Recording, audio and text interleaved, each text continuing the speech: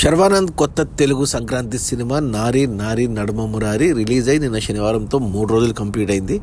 ఈ 3 రోజుల gross collections చూస్తే ముందుగా ఈ సినిమా రిలీజ్ అయిన మొదటి రోజు గురువారం జనవరి 15న ప్రీమియర్స్తో కలిపి 5 కోట్లు గ్రాస్ కలెక్ట్ చేసిన ఈ సినిమా శుక్రవారం 4 కోట్లు గ్రాస్ వచ్చింది. నిన్న శనివారం కూడా మరో 4 కోట్లు గ్రాస్ వచ్చింది.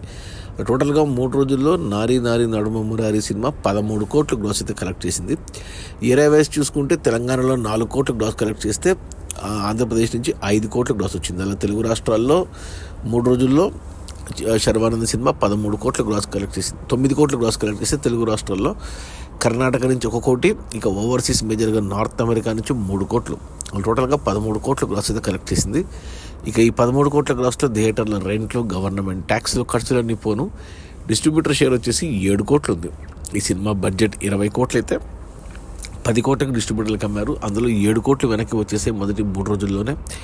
మరో 3 కోట్ల డిస్ట్రిబ్యూటర్ షేర్ వెనక్కి వస్తే సినిమా హిట్ అవుతుంది. బాక్సాఫీస్ దగ్గర కమర్షియల్గా 3 కోట్ల షేర్ రావాలంటే మరో 6 కోట్ల గ్రాస్ అవసరం పడుతుంది. ఈరోజు ఆదివారం, ఈరోజు కలెక్షన్స్ మినిమం 4 కోట్లు, ఇంకా ఎక్కువే రావచ్చు, 5 నుంచి 6 కోట్ల వరకు రావచ్చు. సినిమా కంప్లీట్ బ్రేక్ ఈవెన్ అవ్వచ్చు. ఈరోజు వచ్చే కలెక్షన్స్తో కొద్దిగా బ్యాలెన్స్ ఏమైనా ఉంటే రేపు సోమవారంతో అయిపోతుంది.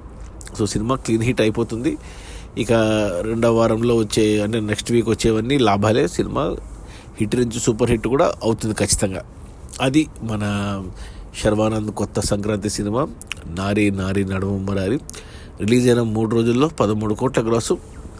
అందులో డిస్ట్రిబ్యూటర్ షేర్ వచ్చేసి 7 కోట్లు. సినిమా బడ్జెట్ 20 కోట్లు, డిస్ట్రిబ్యూటర్లకు 10 కోట్లకు అమ్మారు, 7 కోట్లు వెనక్కి వచ్చేసాయి.